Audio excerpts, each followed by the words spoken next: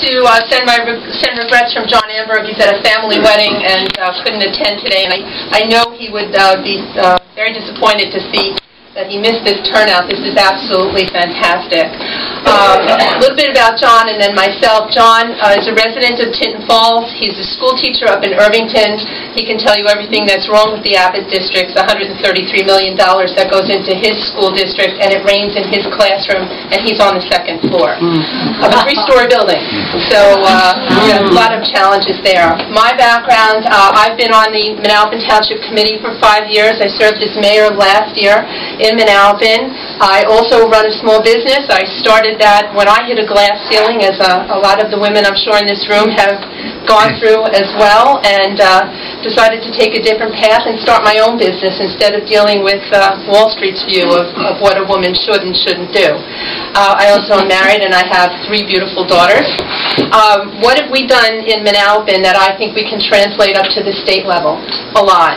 First of all, and as Mayor Mena knows, I've reached out across party lines to the Republicans, and Andrew Lucas and I have worked very well together, setting aside politics and just getting the job done for the people. I think the people of this state have had it with the bickering and the partisanships and everybody going to their respective corners. It doesn't work anymore. Everybody's got to just put their nose to the grindstone and fix the problems. And we have a lot of issues that we have to deal with on the county level, on the municipal level, on the state level. One of the things that I was a proponent of and still am, and those of us who are in municipal government I'm sure will agree with me, the state passes a lot of laws that are very well-meaning and well-intentioned, but they're unfunded. They're called unfunded state mandates. It accounts for about 12% of my budget annually. We have a $32 million budget in Manalapan. Equal amount probably on the school board side of the equation. I'm looking for a moratorium just for the next couple of years because we're in a global economic meltdown. I'm sure everybody recognizes this is not John Corzine's fault that the unemployment rates are so high. A lot of our residents work in New York City, work elsewhere. This is a global problem, not a New Jersey problem, not even a United States problem.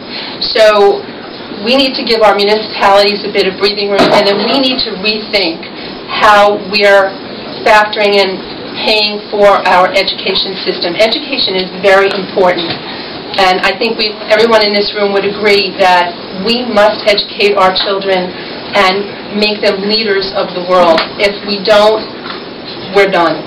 We can just hang it up and call it a day. You have to, they're going to be competing against children from Europe, from Australia, from Asia. It's not just Manalapan or Fairhaven or New York City or Pennsylvania. It's global, and so we must be investing in education, but the way we're funding it isn't working.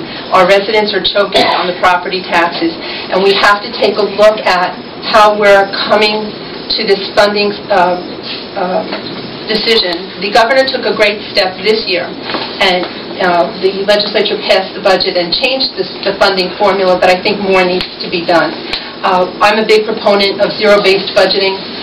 I said to all our departments in Manalapan Township, assume you got zero.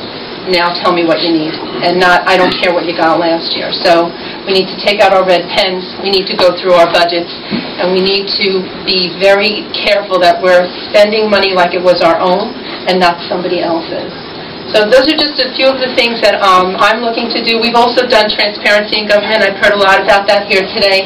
I was a big driver in redoing our website, so it's more user-friendly. We have our bill lists up online before meetings, so residents have the ability to take a look at what it is we are paying for. All of our contracts are done through an RFP. Everything is open to the public for them to see. Our meetings are also televised, and I'm proud to say I'm a YouTube celebrity now. It's kind of weird, but it's good. I think that it reaches out to the average resident who doesn't have time to come to the meeting and see what is going on, because at the end of the day, as the saying goes, all politics is local, and you really should take an interest in what goes on. So thank you very much for your time.